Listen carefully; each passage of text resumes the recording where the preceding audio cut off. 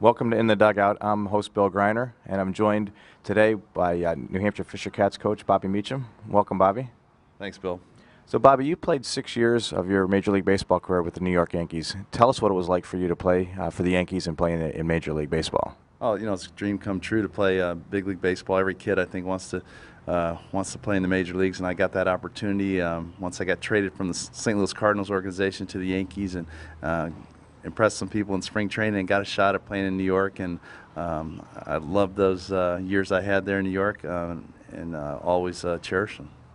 Now, you came a route that not everybody comes, and that is you were drafted by the White Sox originally, and instead of going to play professional baseball right away, you chose the college route. Not everybody does that. What was in your mind at that point in time to lead you down that path, and do you think that was the right thing for you to do? Well, both my parents were teachers, so that helped a little bit. They stressed the importance of education in my family's life, my brother and myself, and so I kind of knew if I wasn't overwhelmed with an offer out of high school to play professional baseball, that I would go to college and go further my studies there, and just make sure I had a little bit of a cushion in case my future in baseball wasn't too good. So that was the best decision I made. I had a great time in college.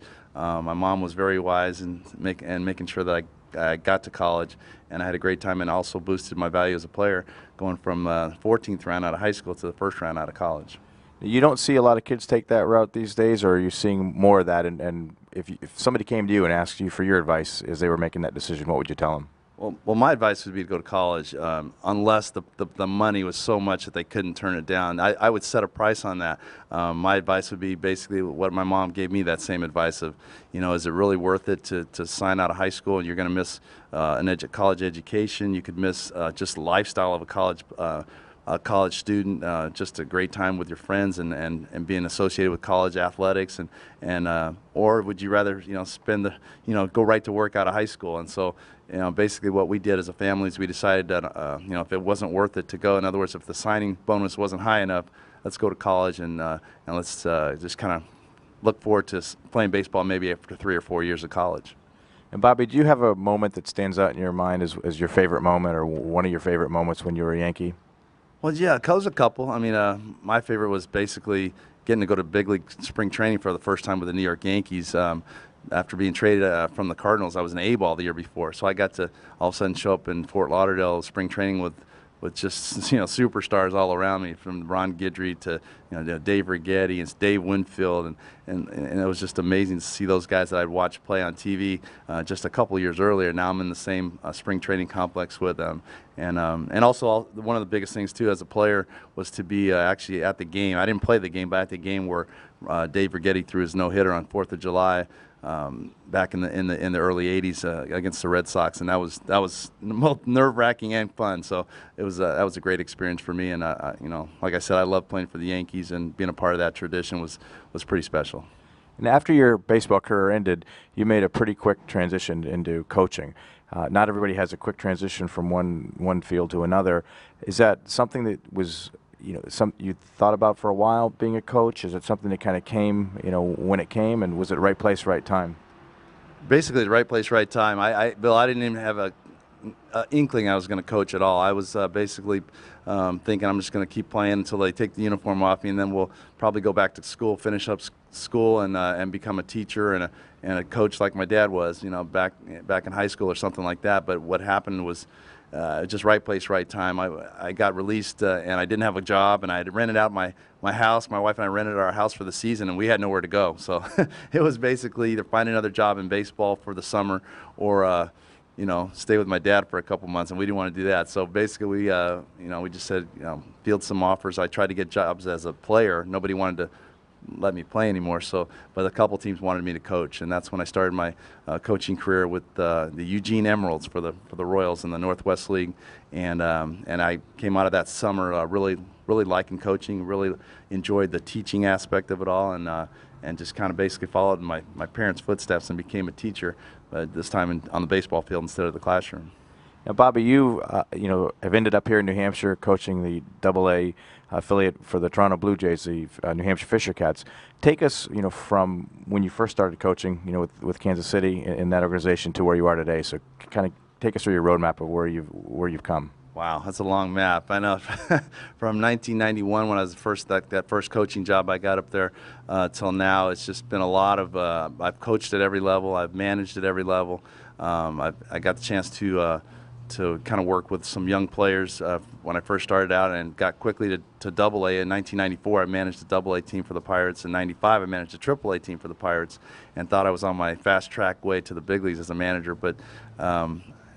Just hasn't worked out, Bill. I didn't get to the big leagues until 2006 as a coach for Joe Girardi with the Marlins.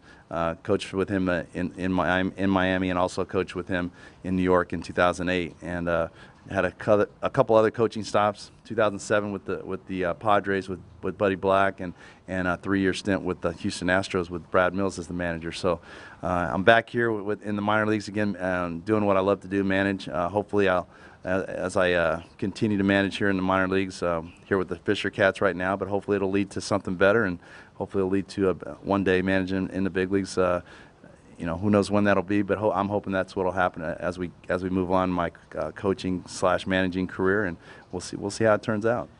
And Bobby, how much interaction do you have or dialogue with the folks up in Toronto or folks in AAA about some of the guys that are here, some of the things that you're seeing happen as these kids are developing? I mean, that's really your job is to get these guys going. What kind of interaction do you have, and what do you look for from those guys support-wise? Yeah, we talk quite a bit with front office people, Charlie Wilson and Doug Davis. I talk quite a bit with them, just about how the development of these players is going. We've had a few guys come through and go on their way to AAA. Even a couple got to the big leagues from the beginning of this season. Brad Glenn comes to mind. He was one of our outfielders to start the season. Now he's in the big leagues.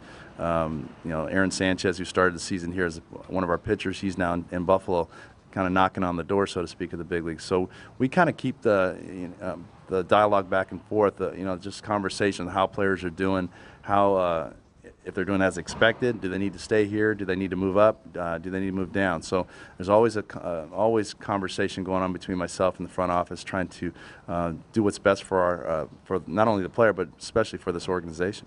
And as far as the team goes and motivating the team, there was a stretch in mid-May where you seemed to struggle a little bit as a team, didn't get very many wins. How do you remotivate the team? What are adjustments that you need to make to get them winning again? And obviously, as of late, that seems to be working. Yeah, I think we won like 9 games in May, Bill, and that was a tough month. We went through an 11-game losing streak, and I think 9 of those losses came with, were just a 1-run losses, and so those are really tough. So, but these guys, I saw them in April. Got to know them a little bit in spring training, and in April we kind of figured out this is a tough group of guys. I love the character of the team of these players. I knew they'd bounce back, and that's what we've done. In June, we played pretty well. We've done a good job of kind of refocusing, kind of moving past the negatives of May, and getting into this month playing not only good baseball, but playing good baseball as a team and for each other. Now we win or lose as a team, whereas in May it was kind of like every man for himself for a little bit, but the guys have regrouped. Like I said, the character of them has shined through, so to speak, and they're ready to keep going the rest of the season. We got 2 full months to go, and we'll see how it turns out in the end. Tell us a little bit about Daniel Norris. He's a prospect that's here, just came up here, had 1 game under his belt. What do you expect from him? What have you seen in the brief time that he's been here, and what are your expectations? Well, we've seen Daniel for a couple of starts now, and it reminds me exactly. I saw him last year, just one appearance with me in Dunedin when I was managing down there in A-ball, and I thought, wow, this guy's got some talent. He has a good arm. He throws in the mid-90s. But most of all, his character is what stands out. He's just a guy who goes out there every day, not only when he's pitching that day, but every day he works his butt off. He works hard at his craft. He wants to be precise out there, and he knows, almost like a young kid like that, to know that's what he needs to do to be a big leaguer, and it's fun to watch him prepare himself to pitch, and it's fun, especially game day when he's competing. He's a true competitor out there. It's fun to watch guys that know they're good and want to be the best, and that's what he looks like when I see him go out there and take the mound every 5th day. And what do you look for as far as pitch count? Is that the most important thing you're looking at with a pitcher, or is that more important to you at this stage than having somebody complete a game or getting close to completing a game? Pitch count's important to the people, I call them the geniuses. They know, and they know, they know what's going to happen. I guess when he's got a pitch count. You know, most pitchers it's right around 100, and I always joke around when they get 101, is their arm blow up or what happens? But no, the pitch count to me is just another number. I look at how they're doing. You know, if they're getting tired, you can tell the ball's coming up a little bit. The ball's not coming out of their hand as well. If they're getting tired or something wrong with them with their mechanics, that's something start to break down and they start to get hit. That's usually what happens. So I kind of watch for things like that. I talk to my pitching coach and making sure we're on the same page, so we can kind of be careful with these guys and making sure that they're not only healthy as they're pitching, but they're pitching well, well enough to continue on. So the pitch count is. I don't know. It's not a real favorite of mine, but you know, I just like to watch these guys pitch, watch them play, and hopefully get them through their starts healthy and actually getting better each time they go out there. And is there anybody else on the team that right now that's kind of catching your eye as someone who's developing where they should be, or maybe even a little bit better than expectations were, that has a shot at getting a call up here? Maybe not in the near term, but at some point in the not too distant future. Well, that's the fun part of my job, is to kind of watch guys get better. And you know, I had a couple of these guys, quite a few of these guys last year, and I've been able to see a guy like Jonathan Birdie, our second baseman, how much he improves every single day. And it's kind of like with Norris. You watch them prepare the way he does, and you can tell why he's going to get better every day. You just continue to watch and continue to see how his preparation flows into the game, and he becomes a better player. Another guy's Derek Chung, who's just joined us recently, one of our catchers, and he, I guess 2 years ago wasn't even catching much at all, and now he's one of our favorites as far as a catcher in this organization. The way he defensively is back there, he's been tremendous. He was really good for me last year, and I've seen him for the last couple weeks since he's gotten here do it really well. So, you know, guys like that, and there's several more, but guys like that come right to mind because I had them last year, and so I'm they're kind of favorites of mine to watch, keep growing, keep getting better, continue to progress, and hopefully one day get to the big leagues. And you've got a couple more months, as you said, left in the season here, and then it's the off season. How much of the off season is really off season for you? You know, where you're really not thinking about baseball at all. You're doing your own thing, and how much time do you have before you have to focus back on next year?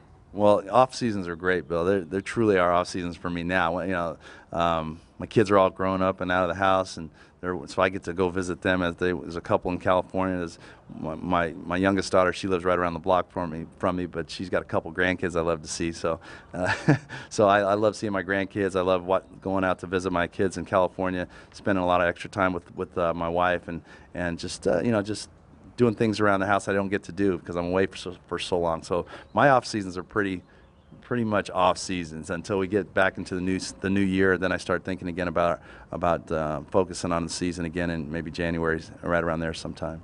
A personal question for you. You know, Tony Gwynn, someone that you've known for a long time, recently passed away. Meant a lot for the game of baseball. I think he had a very good relationship with you going way back. Talk about what his contributions were to baseball and how he's going to be missed by not just yourself, but the baseball community. Yeah, Tony was great. I mean, I know Tony since I was in high school. We used to joke around when we saw him play center field in summer ball in high school and Blair Field in Long Beach, and he looked like Mickey Rivers out there. He was a great player back then. I didn't even know he was a basketball player until I went to San Diego State and realized, oh, he wasn't even playing baseball. He was on the basketball team there on scholarship. And I was like, wow, we got to get this guy to play baseball. And it just worked out that he got to play and you know, became one of the greatest hitters that ever was in the Hall of Fame, obviously. It's just what a great guy. Not only a great baseball player, but he's going to be sorely missed because of what a great guy he was. I just remember every time I think of Tony, I think of him just chuckling. He'd always have something fun to say, have a good time around the ballpark, and he'd be laughing and smiling. And he's going to be really missed. Boy, what a great hitter, but a great guy. And last question for you. I know you had dreams when you were growing up about one day playing in the big leagues, and that dream came true. What advice do you give to kids that are 6, 7, 8 years old, like to play baseball, and you know, have that same dream that you have? Well, you know, the first and foremost, Bill, is have fun. You know, whatever you do as a kid, you don't want to. I mean, I've seen it with my kid, my son, who's 24 now. I saw him, you know, grow up with friends that they were just, you know, their parents really wanted them to just do really well, and just, instead of have fun at what they do. And baseball is just a game. It's if you don't have fun at it, it's just not worth playing that game and worth striving for that dream. It's got to be fun for them. So, my advice is to, whatever it is, baseball, soccer, basketball, football, whatever it is, once you get out of the classroom, go out and have some fun, go out and play, run around and enjoy your friends while you're having fun playing that game. And it's obviously after a while you get to know whether you're good enough to maybe advance to the next level and hopefully a professional level. But in the midst of it all, you got to have fun. You got to enjoy your friends while you're doing it, and enjoy yourself as you go out there and enjoy the game.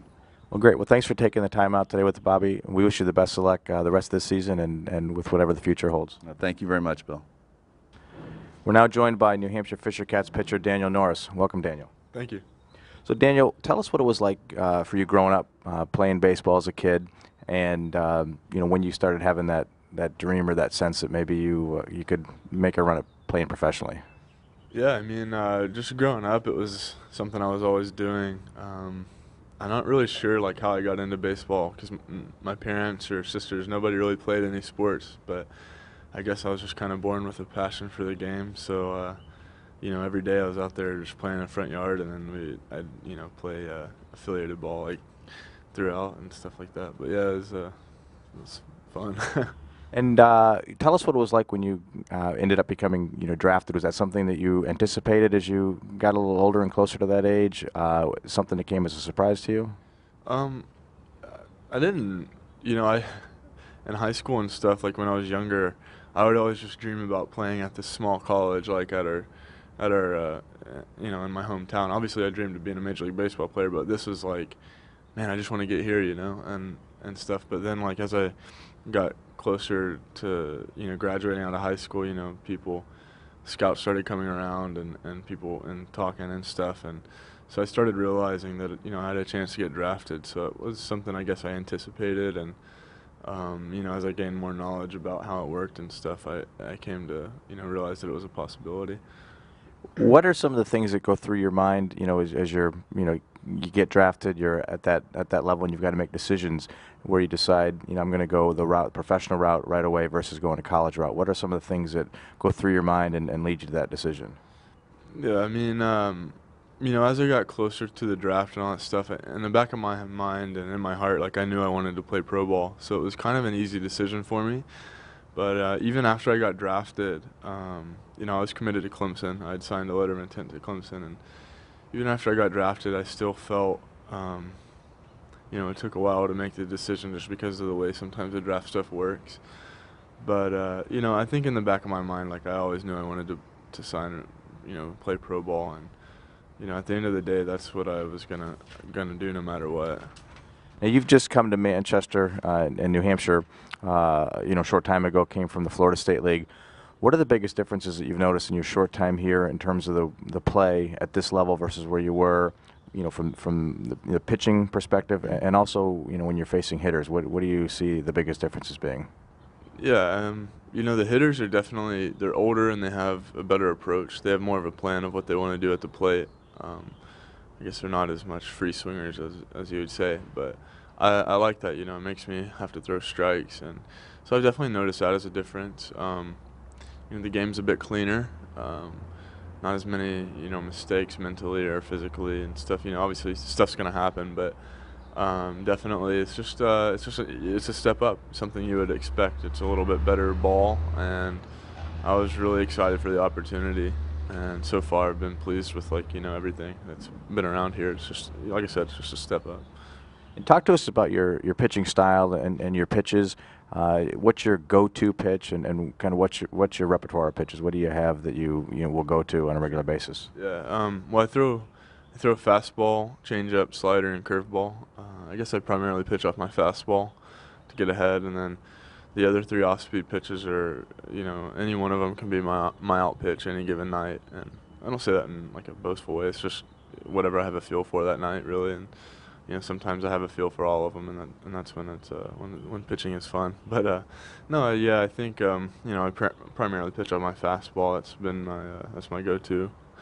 What's the speed difference between your fastball when it's really on and your slowest pitch in terms of the difference and obviously confusing the batters? Well, I guess this year so far I've been up to 97 with my fastball, and then my curveball is usually anywhere from like 72 to 76, I guess. So anywhere around there. And as far as the count goes, when you're ahead of the count, how does that affect your strategy to kind of finish the batter off? And then when you get behind in the count, what are things that you have to do to get back on the game? Well, when you're ahead in the count, I look at it as a way you've earned the right to strike the guy out. So then you try and put him away with one of your out pitches. But if you're behind in the count, it's like you have to get back to 2 strikes if you wanna strike him out. So you have to really spot up and make him. You can't let him you don't want to throw it right in the middle because they're in a fastball count. So it's like you got to work harder to get back into the 2-strike count with that. But yeah. And there were some stretches in the 2012 season, and then even last year where you had some struggle. You gave up some runs, on a consistent basis, and it just seemed things maybe weren't going your way. But then you worked through that. How do you end up working through a period like that to get where you need to be? And then how do you end up leaving a bad game? Let's just say it's one bad game. How do you leave that in the past and focus on the next one? Well, looking back on 2012 and the first part of last year, I'm actually really thankful for it. It's one of those things you call a blessing in disguise, So it's like I really went through some tough times throwing the baseball and, finally getting out of it. Nowadays, obviously, I'm not oblivious. Like everything, there's going to be more bad outings, but I know how to deal with it now. I know how to, bounce back after a bad outing because I dealt with it every outing for my first year and then a little bit of last year. So, like I said, that was kind of a blessing in disguise. But really, the pitching coaches and all the coaches in the Blue Jays organization have just stayed so patient with me, and they told me it's just one day it's going to click, it's going to be good. But they never gave up on me, which is I'm very thankful of. Obviously, they're just they helped me get through mechanical issues, and then mentally it was just a matter of having confidence out there. I never went out there doubting myself. It was just sometimes I just didn't trust my stuff. I was kind of nitpicking around the zone, walking guys, and now I just go right after guys and say, hey, here's my best stuff. If you hit it, and then cheers. But if not, then it's good. Your last couple outings have been good. Certainly, the organization seems to be, feeling pretty good about the call up. And how do you feel? Again, having gotten the call up, pitching the way you have the last couple of times from a confidence perspective, and again, how are you going to approach your next game in a couple of days? Yeah, I'm very thankful for the opportunity. Obviously, I was happy being in the Florida State League. It was a step up from last year, and then the call up to Double-A was kind of a surprise, but I was very, very thankful for the opportunity, like I said. But yeah, first 2 outings have gone pretty well up here, and it's just, going after guys. And everybody I talked to before he came up there, like, hey, like, higher to Double-A is the biggest jump, like, you're going to deal with. But just don't change anything. Whatever you had success with down there, just take it up here and let it play. And so that's what I did. I didn't feel the need to change anything like, oh, I'm going to have to be way better on the corners and stuff like that. It was just, no, I'm going to trust what I've been doing, with the work I've put in, and, see if it plays.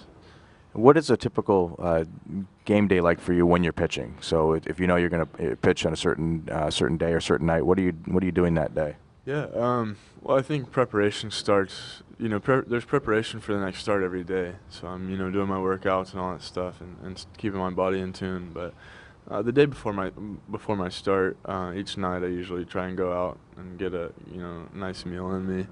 Usually I eat fish every day, and I usually I eat salmon before I pitch, and then I'm always drinking a lot of water. That's the main thing, and just hydration is very key. No matter, even if it's cold, like, you got to be hydrated. So, I try to stay hydrated, so I'm drinking a lot of water. And then the day of my start, I wake up really early in the mornings, around 7. So I'll get up and have some coffee, do some reading and stuff. I like to read and write, and so I'll do that and just kind of relax, and then go get some breakfast, come back, hang out a little bit. Usually try to take a bit of a nap before I head to the field, just to kind of recharge my batteries, and then at lunch that day will also be salmon, wherever I can find it, and then get to the field and just kind of hang out. And I'm definitely locked in on start days, but I'm not the guy that you can't approach. I don't feel that's necessary. you're still part of the team. And I look at it as an aspect of, you've got fielders, they're playing every day. It's not like, they're not uptight every single day. So it's like, why would you want to change everything for one day? You obviously be locked in, be focused, and mentally prepared. But for me personally, I don't see a need in just like sitting in my locker with, my shirts over my head. Nobody can talk to me and stuff. But once it is time to start my pregame routine around 6 o'clock, I put my headphones in and kind of get locked in. But I think if you're uptight all day, you start getting that's causing too much unwanted stress of just staying away from everyone. Is there much of an adjustment when you come to a new organization for you, like the Fisher Cats, and you've got a new catcher? I mean, obviously there's a bond between a pitcher and a catcher. What's it like when you're making a change like that? And then how do you and your catcher, what kind of preparations do you make for a game in terms of going through a lineup and your strategy before things get started? Oh, sure. Actually, Chung, our catcher right here, he was with me in the Florida State League, so we both got called up on the same day, which was really nice. Me and him are just on the same page. I can't really put it into better words. Like, we just agree on everything, and he's unbelievable behind the plate. It's his reflex, he's just really good, and so it's really awesome to have him behind the plate, calling my game mentally, and then behind the plate receiving. He does a really good job back there, and so it's obviously great to have him. It's a privilege to have him behind the plate, and I have no doubt he's going to be a big leaguer one day. So, but yeah, it's really good to be on the same page as your catcher. I joke with him sometimes. I'm like, every time I shake you off, I give up a hit, so I'm never going to shake you off again. But yeah, he's really good. What are some of the dialogue that you would have with him when he comes out to the mound to settle you down? Is it talking about what you just did, or talking about the next thing you're going to do? No, it's nothing about the game usually with Chung. He just comes out there. If he sees me getting quick on my delivery, he'll come out and he'll just hey, you need to slow down, and then he'll just bring up something random. That's just Chung. He's relaxed, he's funny, he's goofy. It's just he's a good dude, but he usually tries to keep it loose during the game, which is awesome. I really like that, and he's just he's good. He just comes out there, doesn't want me to, I get too antsy out there. It's just hey, relax, trust your stuff, do it. So he's pretty good. As far as strike zones go, I mean, that's obviously an arbitrary thing, and it varies umpire to umpire. How do you make adjustments like that when a guy is maybe giving you a little bit less room over the plate than you might have had, the last start? Does it change the way you throw certain pitches, or you just, just your whole game that way? No, I mean, you definitely have to adjust to it. If you're a guy trying to live at the knees and he's not calling it, then you don't want to keep going to a dry well, You have to make an adjustment, but not to the extent where you're just giving in to the hitter. For me, you don't want to pitch to an umpire. You want to pitch to the hitter. You want to miss their bat. But at the same time, if you're trying to get ahead of a guy, you do need to know the strike zone and do need to make adjustments to it. So it definitely varies game to game, and it's the unknown. You never know what it's going to be like. Even the same guy, if you have him 2 starts in a row, it might be different. It's just a matter of what he's going to call that day. So you have to stay focused and kind of, feel it out for a first inning or so, and then get locked in where he's at and do that. What are you doing in a typical off season, and how long is your off season for you? It's usually, I guess, 3-4 months, and for me, I work out every day, and then the past 2 off seasons I've worked at an outdoor store back home in Tennessee. It's hiking, rock climbing, kayaking, stuff like that. I really enjoy the outdoors, so that's what I work there, and it's a retail store and keeps me busy. But yeah, I work out every day, either before or after work, and then go to work and enjoy that. Good people to work with out there, and so yeah, that's usually it. And what advice would you give to kids that are, watching this, that seen you, and they've kind of heard your story, and they've got that desire to play professionally? What would you tell them to do, and are there any things that you would tell them to not do based on what your experience has been? Yeah, I mean, you never listen to people when they tell you can't do it. I remember in high school and even younger, people are like, hey, what do you want to be when you grow up? And I'm like, a Major League Baseball player. And they're like, oh, come on, you got to understand the chances of that. It's 1 in a million. And I was like, I don't care. And they're just like, no, you really need to, think about something else to do. And I was like, I promise you I'm going to be a Major League Baseball player. And it's just not taking no for an answer like that. it's sad to see that, and some kids can be very discouraged, but it's just, if it's kind of cliche, and it's, kind of like a movie quote, but like, follow your heart. If that's what you want to do, then do it, and no matter what it takes, you just got to make it happen. And that's the way I look at it. That's the way I look at everything. If you just gotta, if it's something you desire, then make it happen. Don't just give up and roll over. It's like, oh, it's not gonna happen, I'll choose something else. No, I mean, if you're have it convicted in your heart, then this is you're set on, then you gotta go to every possible length to get there. So.